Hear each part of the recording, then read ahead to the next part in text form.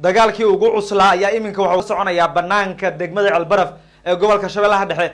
ciidankii dowladda Soomaaliya oo dhowr jiha ka weeraray Ceelbaraf iyo shabaab oo isku dayay inay difaacanayaan ama ay difaacdaan isla degmadan. dagaal waxba aan la isku reeban dareenka madaaficida ayaa laga maqlay Ceelbaraf, shacabkiina way isaga qaxeen. wararkii ugu dambeeyay saacadaha soo aadan war ay ku farxaan shacabka Soomaaliyeed oo ku aadan qabsashada Ceelbaraf ayaan idiin soo gudbin doonaa, laakiin dagaal ayaa iminka socda. aragtidaada qaybta hoose ee commentiga like sar share garay.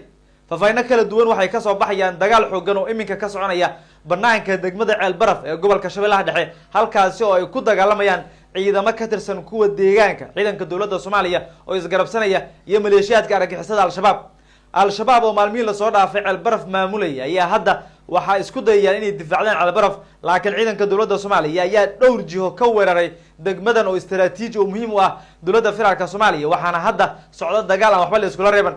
dareenka madaaficida ayaa la maqlayaa iyada oo deegaanada hoodka ah ay shabaabku ku sii dhumaaleysanayaan.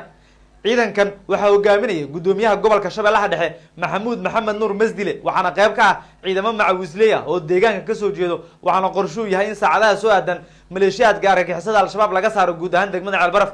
ma dareenta biibax degdeg ah, kacsi la'aan xubinta taranka oo jilicda si aad u dareento caafimaad degdeg ah iyo weliba awood xagga gogosha, fadlan imaw Amore Hospital, hoyga daweynta iyo daryeelka ragga Soomaaliyeed. weliba waxaa kugu diyaara mishriin casri ah.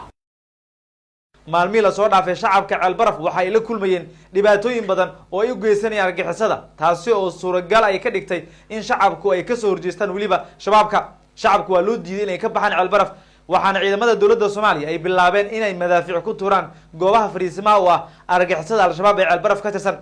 Ceelbaraf shabaab inay difaacdaan ayay isku dayayaan, laakiin ciidankii ugu badnaa oo dowladda federaalka Soomaaliya ayaa hadda waxa ay dhowr jiho kaabiga kaga hayaan Ceelbaraf, waxaana saacadaha soo aadan ay rabaan inay gudaha u galaan isla degmada Ceelbaraf.